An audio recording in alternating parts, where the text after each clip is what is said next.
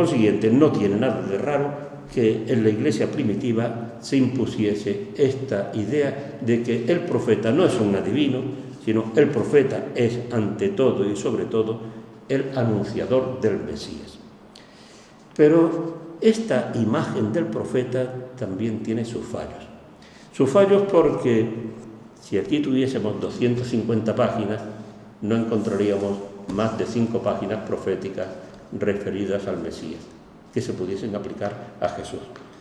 Hay, como ya indiqué también en otra conferencia, más textos proféticos sobre Moab o sobre Edom, 2 países que han desaparecido hace siglos, más textos proféticos que sobre el Mesías. Por consiguiente, no podemos decir, el profeta es simplemente el anunciador del Mesías. Es una imagen que para los cristianos resulta muy agradable, es muy interesante, es verdad, pero no es toda la verdad. El profeta es algo más. Pero esta imagen del profeta como anunciador del Mesías va a durar en la Iglesia católica y protestante siglos y siglos, hasta que llegamos al siglo XIX. Y en el siglo XIX, el siglo del romanticismo, se va a imponer una imagen del profeta como solitario, individuo solitario.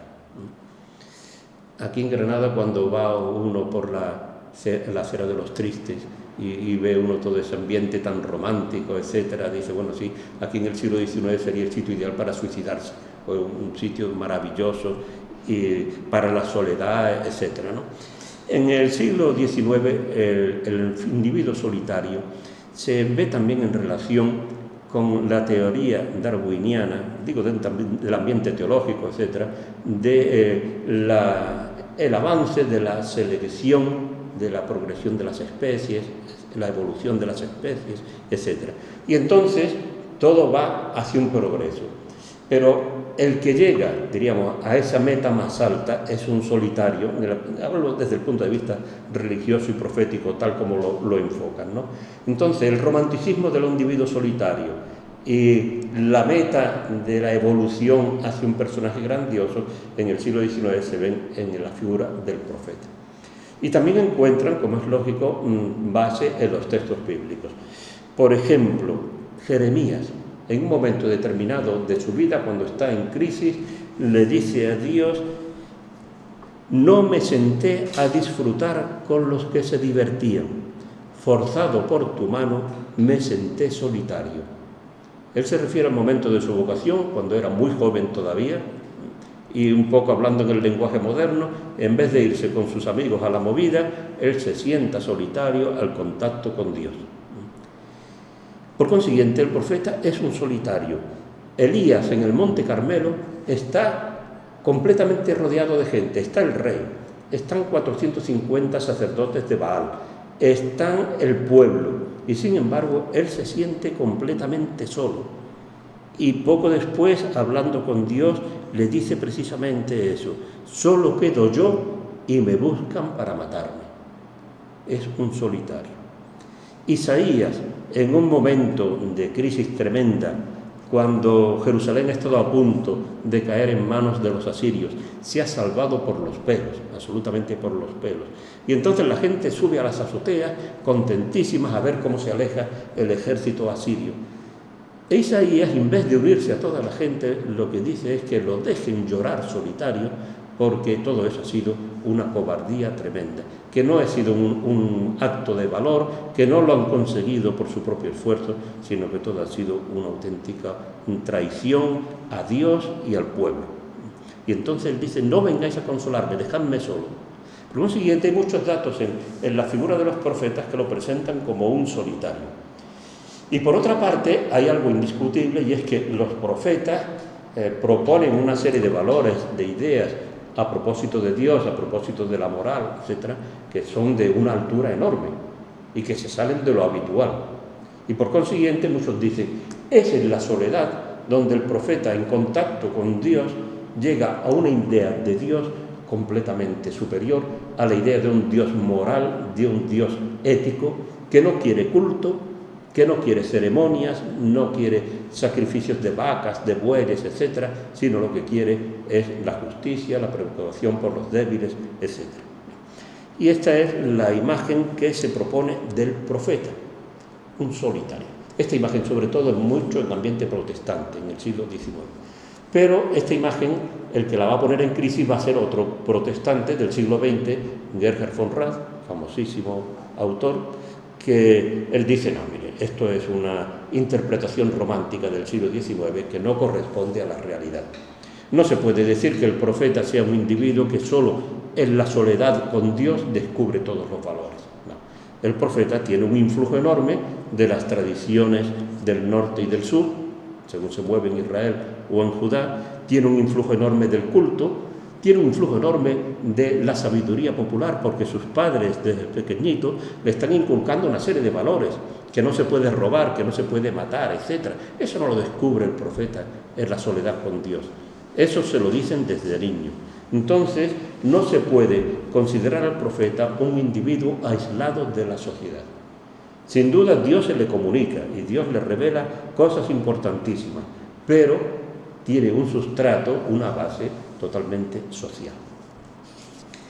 La cuarta imagen que se propone también en el siglo XIX y que va a durar mucho en el siglo XX y va a tener mucha difusión es la idea del profeta como un reformador social o como un revolucionario social. Y de nuevo, la base bíblica es enorme. Aunque esté feo citarme, pero yo escribí un libro de 500 páginas con los pobres de la tierra sobre la justicia social de los profetas. Es decir, que el tema es tan abundante que da para escribir 500 páginas sobre la actitud social o la preocupación social de los profetas. Por citar algunos casos, por ejemplo, Natán. Natán se enfrenta a David. David es el rey, pero David ha cometido adulterio y ha asesinado al marido de la adúltera, al marido de Betsabé, Urías. Y el único que se le enfrenta es Natán, el profeta. Lo mismo ocurre con Elías, cuando Ahab y Jezabel asesinan a Nabot, responsabilidad máxima recae sobre Jezabel, que manda asesinar a Nabot para apoderarse de una finca que tiene, de una viña, ¿no? Y entonces el único que se opone al rey y que se enfrenta a él por este asesinato y ese robo es el profeta Elías. Cuando uno lee el mensaje de Amós, de Miqueas, de Isaías, de Jeremías, etc., se ve que la preocupación social es enorme, porque están abordando los problemas que tenía la pobre gente de aquel tiempo y los están defendiendo de esa serie de injusticias. Por consiguiente, esta imagen del profeta como reformador social o como revolucionario social, etc., tiene una base muy grande. Pero hay que reconocer también que a veces esta imagen está motivada, como la anterior, por ciertos condicionamientos de la época. El siglo XIX es el descubrimiento de la sensibilidad social en grandísima parte, gracias a Marx y gracias también a la cantidad de personas, por ejemplo, la cantidad de fundadoras de congregaciones religiosas femeninas, que su gran obsesión era la cultura, la educación de niñas pobres. O sea que no habían leído a Marx, pero se daban cuenta de que eso era una cosa importantísima, había que llevarlo adelante, ¿no? Entonces, en ese contexto del siglo XIX, pues se comprende muy bien que se vea a los profetas como personajes que van en esa línea y que les sirven para luchar en esa línea también. Pero al mismo tiempo también la imagen del profeta como reformador social y crítico, etc., sirve también para criticar a la institución religiosa, a la institución eclesiástica. Y eso es una cosa que gustaba también mucho en el siglo XIX, sobre todo a los protestantes les sirve para criticar a la Iglesia Católica, diciendo solo se preocupan del culto y no se preocupan de la justicia. Y eso mismo van a hacer también muchos católicos en el siglo XX, van a recoger esa idea y van a utilizar a los profetas como los portavoces de esa idea de que lo fundamental es la justicia, no el culto, etc. Por consiguiente, esta imagen del profeta tiene una base muy seria. Pero insisto en que también, como las anteriores, es una base limitada. No se puede interpretar al profeta simplemente como un reformador social o como un revolucionario social. Porque cabe un peligro. El primer peligro es el de silenciar la profunda experiencia religiosa de los profetas. Y como uno se descuide, está hablando de los profetas, igual que puede hablar de un periodista, de un novelista, de un director de cine que hace una película de crítica social, etcétera, etcétera, ¿no? Y no se dice nada de que todo esto viene de una profunda experiencia de Dios, que es precisamente lo importante en la crítica social de los profetas, que no se trata de que simplemente de que es que eso está mal, que está mal en sí mismo, sino que es que también está mal y Dios está en contra de eso por completo. No está a favor, sino no lo acepta, sino que está completamente en contra. Y por consiguiente, al hablar de los profetas con esta imagen del reformador social, no se debe nunca olvidar su experiencia religiosa. Y otro peligro que cabe cuando uno dice, no, el profeta es un reformador social, cuidado, porque también puedes encontrarte a algunos reformadores sociales de extrema derecha. Por ejemplo, lo que ocurre con Eliseo, según lo cuenta la Biblia, que promueve la subida al trono de Jehú. Y Jehú es el Pinochet del siglo IX a.C. Ya mucha gente joven ni siquiera sabe quién es Pinochet, pero hay otros que sabemos qué fue todo aquello, ¿no? Y entonces, aduciendo la voluntad de Dios y la salvación de la religión, etcétera, etcétera, Jehú lleva a cabo una matanza terrible. Y eso fue promovido por un profeta. O sea que hay que andarse con mucho cuidado a la hora de utilizar la Biblia porque puede volverse en contra. Una quinta imagen que surge del profeta, esta ya en el siglo XX, es una imagen muy curiosa, totalmente contraria a las anteriores. Es la del funcionario. Parece una cosa inimaginable después de lo que hemos dicho del adivino, anunciador del Mesías, solitario, el funcionario. El siglo XX es la época también del funcionariado, tanta gente desearía ser funcionario, ¿no? Pues se dice que el profeta es un funcionario ¿de qué? Del culto. Y esto el primero que lo propuso fue un autor noruego, Mowinckel, que analizando los salmos se dio cuenta de que en los salmos hay oraciones que recita la persona que acude al templo, entonces entona la mayor parte del salmo, que es una especie como de súplica, de petición a Dios, esperando una respuesta, etc. Y al final hay una parte en que el que habla no es el que va al templo a rezar, sino que le responde a alguien. Y ese alguien que le responde no es un sacerdote, sino que es un profeta. El lenguaje que utiliza es el lenguaje de los profetas. A partir de ahí, Mowinckel desarrolló una cosa que está, por otra parte, completamente clara en los libros históricos, y es que en el templo de Jerusalén había profetas, pero muchos profetas, y que los que nosotros consideramos los grandes profetas, Isaías, Miqueas, Jeremías, etc., estaban a muerte con esos profetas del culto, del templo. Entonces, como ese fenómeno existía, algunos empiezan a desarrollar la idea de Mowinckel llevándola al extremo. Y entonces terminan diciendo que todos los profetas eran funcionarios del culto, que todos los profetas tienen su vocación en el templo, que toda su visión y toda su mentalidad está en torno al culto, etcétera, etcétera. Y empiezan a buscar datos y encuentran muchísimas referencias, sin duda alguna, de que fulanito de tal, Ezequiel es hijo de sacerdote, Jeremías es hijo de sacerdote, de una familia sacerdotal, etcétera, etcétera. Y establecen esa relación del profeta con el culto, como funcionario del culto. Esta imagen tuvo una ventaja muy grande, y es que, como la proponen los protestantes, no los católicos, va a provocar también un cambio en el juicio que los protestantes tienen de la profecía. Antes la veían como una cosa más bien de denuncia, sobre todo en la parte de la justicia, de la crítica, etcétera, etcétera, ¿no? Y el culto era una cosa abominable. El culto era una cosa de los católicos, sobre todo el culto sacramental. Es que los católicos habíamos exagerado tantísimo, etcétera, etcétera. Y ahora, cuando se utilizan o se analizan los textos proféticos desde este punto de vista, pues caen en la cuenta de que el culto no es una cosa tan mala, no es una cosa horrible. Y es curioso cuando uno lee los grandes comentarios de mediados sobre todo de los años 60, 70 del siglo pasado, los comentarios de los grandes autores alemanes, Wilberger, Zimmerli, etc., a los profetas, cuando hablan del culto, siempre hablan con una mesura enorme. Nunca dicen el culto es una cosa horrible, los profetas lo condenan, no. El culto es una cosa que puede ser horrible y que muchas veces los israelitas lo utilizan para tranquilizar la conciencia y para querer sobornar a Dios. Pero el culto en sí mismo no es una cosa mala que los profetas condenen. O sea que en ese sentido, esta imagen del profeta como funcionario del culto ha tenido un aspecto positivo. Pero en conjunto hay que decir que exageraron mucho al establecer una relación demasiado grande entre la profecía y el culto.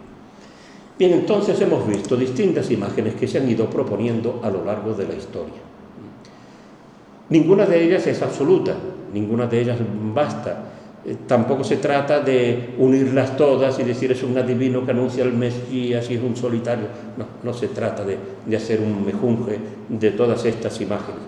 Sino, para aclararse un poco en qué es un profeta del Antiguo Testamento, yo voy a indicar como unas pistas.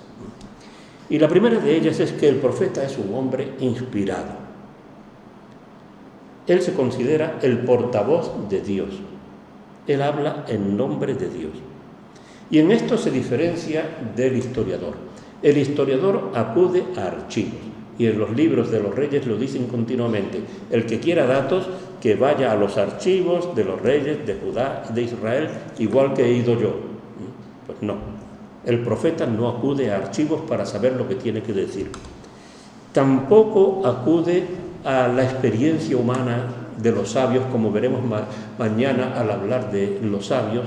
Es otra base de comunicación, pero el profeta no. El profeta única y exclusivamente se basa en lo que Dios le revela, lo que él piensa que Dios le revela. Y hay que tener en cuenta que esa palabra que Dios le comunica al profeta tiene unas características que a veces olvidamos. Cuando se habla del profeta de una manera un poco ingenua y alegre, diciendo qué bonito la palabra de Dios, sí, de bonito no tiene nada, eso de recibir la palabra de Dios. La palabra de Dios, ante todo, puede ser despreciada, y eso es lo primero que se encuentra en los profetas, con que dicen, así dice el Señor, y la gente le dice, no nos importa nada lo que diga el Señor. O sea que ya lo veremos después también. La palabra de Dios puede retrasarse. No podemos concebir al profeta como el Señor que tiene la solución en el momento adecuado para cualquier problema, de ninguna forma. Hay un caso muy interesante de Jeremías, cuando se está jugando la vida, todo el pueblo, ya ha tenido lugar la deportación a Babilonia, queda un grupo relativamente pequeño de judíos, cometen un asesinato del gobernador, y entonces la cuestión que se plantea es si hay que huir a Egipto o hay que quedarse en Judá y que Nabucodonosor, rey de Babilonia, los perdonará. Y entonces le preguntan a Jeremías que qué hay que hacer, cuál es la palabra del Señor. Y Jeremías tarda 10 días en saber lo que hay que hacer, según dice él, en recibir la palabra del Señor. Y entonces, cuando al cabo de 10 días dice, la voluntad del Señor es que nos quedemos en Judá, no nos pasará nada, resulta que la gente ya se ha cansado y dice, pues ahora nos vamos a Egipto. Y obligan a Jeremías a huir a Egipto también. Entonces vemos que el tener la palabra de Dios no significa una garantía absoluta. La palabra de Dios es palabra dura y exigente en muchos casos. Y otro detalle que es importantísimo, y es que la palabra de Dios es clara. Y esto se comprende sobre todo comparando con la profecía en Grecia. Los oráculos de Delfos, por ejemplo, que son oráculos a veces complicadísimos, que necesitan una exégesis en el sentido literal de la palabra, una interpretación para saber qué es lo que quiere el oráculo. Una cosa muy concreta como si hay que huir y no hay que huir de Atenas, etc., ¿no? Y entonces, frente a esa dificultad de interpretación de los oráculos griegos, la palabra de los profetas judíos es clarísima. Dios no se anda con rodeos ni con circunloquios, es clarísimo. El problema es que para nosotros, precisamente porque es tan clara en su tiempo, al cabo de 28 o 25 siglos, nos resulta muy enigmática en ciertas ocasiones. Bien, eso a propósito de la palabra. Los profetas esto lo expresan con unas fórmulas que a nosotros nos resultan muy chocantes. Ellos dicen continuamente, palabra de Dios, oráculo del Señor, esto me hizo ver el Señor, así dice el Señor Dios. Eso a nosotros nos resulta rarísimo, ¿no? Pero ¿por qué lo dicen? Porque el profeta es el mensajero de Dios, es el portavoz de Dios. Y los mensajeros, los embajadores en la antigüedad, cuando iban de parte del rey a otro rey, lo primero que decían, así dice mi Señor, el rey fulanito de tal. Así dice mi Señor. Y entonces el profeta, que es embajador de Dios, utiliza la misma fórmula. Así dice el Señor. Esto es lo que dice el Señor, oráculo del Señor, etc. Es el uso de una fórmula típica de los embajadores en el Antiguo Oriente. Si nosotros le preguntásemos a un profeta, ¿qué significa eso? Dice, pues significa mi convencimiento profundo de que esto que yo estoy diciendo es lo que Dios quiere que diga. Y que lo que yo estoy diciendo no es una cosa que a mí se me ocurra. Porque si partiese de mi propia voluntad, yo o me callaría o diría otra cosa mucho más agradable. Y no me metería en la cantidad de problemas que me estoy metiendo, ¿no? Yo creo que cuando, por ejemplo, Monseñor Oscar Romero, bueno, ya es beato, ¿no? Pero yo que, como estuve en El Salvador en su tiempo y llegué a los pocos días de matarlo, pues para mí sigue siendo Monseñor Oscar Romero. Y entonces, si le hubiésemos preguntado en sus homilías, esas famosísimas homilías que tenía, usted diría después al final, palabra de Dios, oráculo del Señor, dice, no, para nada. Pero usted está convencido de que eso es lo que Dios quiere, dice, sin duda alguna, hasta el punto de que estoy dispuesto a que me maten, porque creo que Dios me pide que lo diga. O sea que es cuestión de fórmulas. A veces decimos, qué cosa tan rara. Bueno, es cuestión de cultura de la época, pero el convencimiento profundo es exactamente el mismo en la antigüedad y en nuestros días. Otro rasgo fundamental del profeta es que es un hombre público. El profeta no es como el historiador, una persona de laboratorio, de despacho, que se queda en el archivo, sino que es un hombre que tiene que ir a la plaza, a la calle. Y por eso cuando uno lee a los profetas encuentra datos importantísimos de la forma de vida de la gente que no están en los libros históricos, en los libros narrativos. Por ejemplo, en los profetas encuentra uno el problema de lo que venden en el mercado. Y en el mercado llegan a vender el salvado del trigo, es decir, lo que nadie está dispuesto a comerse. Pero hay gente tan pobre que no tiene más que pagar, no tiene otra cosa que comprar. Y eso lo sabemos por los profetas, no lo sabemos por los libros históricos, ¿no? Sabemos que hay gente a las que las venden como esclavos por un par de sandalias, porque deben una cantidad ridícula de dinero. Y así una cantidad de cuestiones. ¿Por qué?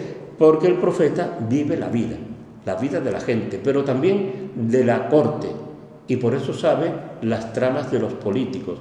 Y el profeta sabe que hay una embajada a Egipto en busca de ejército, en busca de carros de combate, en busca de caballería, para rebelarse contra los asirios, y que eso es una locura. Es decir, que el profeta está metido en todo el ambiente, en toda la vida del pueblo, desde el nivel más bajo hasta el nivel más alto.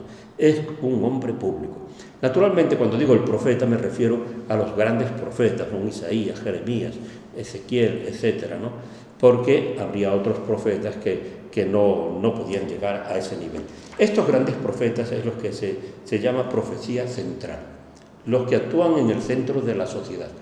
Aquí en España un ejemplo típico, yo siempre hablo como viejo de cosas ya pasadas, pero en fin, el caso de Tarancón hubiese sido un profeta central, porque lo que decía Tarancón llegaba a los políticos y llegaba al rey, llegaba a todo el mundo, y a sus enemigos sobre todo, estaban pendientes de lo que iba a decir, ¿no? Y frente a esta profecía central, o junto a esta profecía central, hay otra profecía que es periférica. Como representante de la profecía periférica, se podría citar a Ernesto Cardenal, que escribió un libro precioso, editado aquí en España, El Evangelio en Solentiname. Ernesto Cardenal ahí está atendiendo a una comunidad de Nicaragua pobrísima, No tiene nada que ver con la actividad de Tarancón, según él lo cuenta, ¿no? Y entonces eso que dice él allí, pues no repercute ni siquiera en Nicaragua, a nivel político, sino repercute solamente en aquella comunidad. Algo parecido ocurre también en el Antiguo Testamento, por ejemplo, el caso de Eliseo. Eliseo es un profeta periférico, un profeta que se dedica a hablar en pequeños grupos de seguidores suyos. A veces tiene una actuación política muy importante, importantísima, pero normalmente se le considera un profeta periférico. Otro rasgo del profeta fundamental es que es un hombre amenazado. Lo más suave que le puede ocurrir a un profeta es lo que le ocurre a Ezequiel y que le dice Dios a Ezequiel, y es que la gente no le haga caso. Ezequiel cantaba muy bien, tocaba muy bien y componía canciones muy verdes.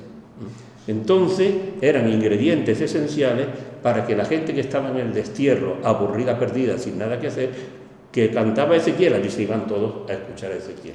Entonces, él contentísimo de ver el éxito que tenía, ¿no? Y le dice Dios: acuden a ti en tropel y mi pueblo se sienta delante de ti. Escuchan tus palabras, pero no las practican. Eres para ellos coplero de amoríos, las canciones verdes que se inventaba, coplero de amoríos, de bonita voz y buen tañedor. Escuchan tus palabras, pero no las practican. Un toque de atención muy fuerte a Ezequiel. Eso es lo más suave que le puede ocurrir a un profeta. Luego de ahí se pasa ya al insulto. Por ejemplo, a Oseas lo llaman necio, estúpido, a otros dicen que es el hombre del espíritu, es decir, que estaba loco perdido, es lo que quiere decir el hombre del espíritu, ¿no? Del insulto se pasa a la persecución. A algunos, como Miqueas ben Gilá, lo meten en la cárcel, a Jeremías también lo meten en la cárcel y dentro de la cárcel en un pozo que no tiene casi agua, con lo cual el pobre allí está muriéndose de la humedad, de hambre, etc. Y ya por último, a la muerte. A Zacarías lo apedrean en los atrios del templo, a Urías lo acuchillan y lo tiran a la fosa común. Y toda esta historia termina, como dice el Evangelio mismo Jesús dice: no conviene que un profeta muera fuera de Jerusalén. Es de las frases más duras, más cínicas que se encuentran en el Evangelio. Es un poco como si dijese: no conviene que un profeta muera fuera del Vaticano o deje de ser condenado por el Vaticano. Una cosa que a uno le llama la atención, pues eso es lo que dice Jesús: no conviene que un profeta muera fuera de Jerusalén. Pero hay una cosa curiosa, y es que el profeta no solamente es amenazado por los hombres, sino también es amenazado por Dios.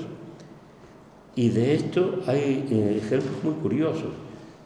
El caso, diríamos, también más sencillo es el de Amós, que lleva una vida normal, corriente, fácil, con sus rebaños, con sus higueras, y de pronto Dios lo manda al reino norte a hacer una denuncia tan fuerte que terminarán expulsándolo. Y tuvo suerte de que solo lo expulsaron, no lo mataron, ¿no?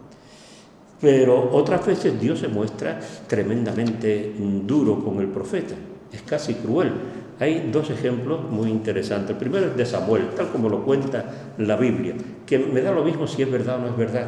Lo importante es que al contarlo ya te da una imagen de lo que se piensa sobre el profeta. Se dice que cuando Samuel tenía 12 años, según Flavio Josefo, según la Biblia dice, simplemente era un niño, ¿no? Dios lo llama por la noche: Samuel, Samuel. Sale corriendo, va al sacerdote Elí, el sacerdote le dice que no lo ha llamado, y así 3 veces, hasta que ya por fin Samuel le dice: habla, Señor, que tu siervo escucha, y Dios le cuenta lo que tiene que decir. Y lo que tiene que decir es que Dios condena al sumo sacerdote Elí y a toda su familia. Y uno se pregunta, bueno, ¿y si Dios quiere condenar al sacerdote Elí y a su familia, por qué no se lo dice directamente al sacerdote Elí?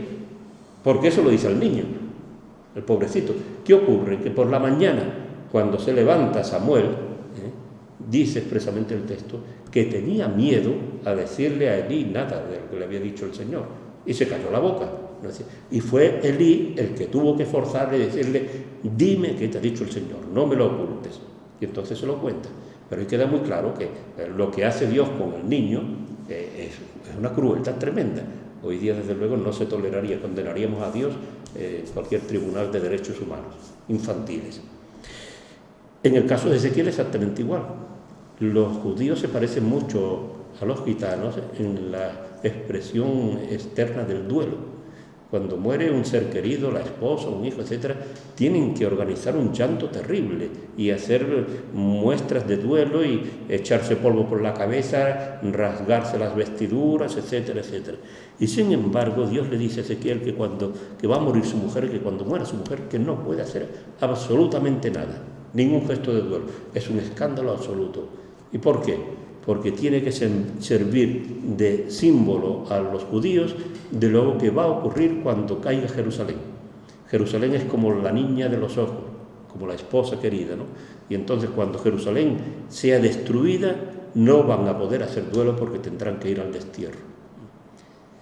Y termino con un último rasgo de la figura del profeta o de la profecía, y es que es un carisma, un don de Dios, un regalo.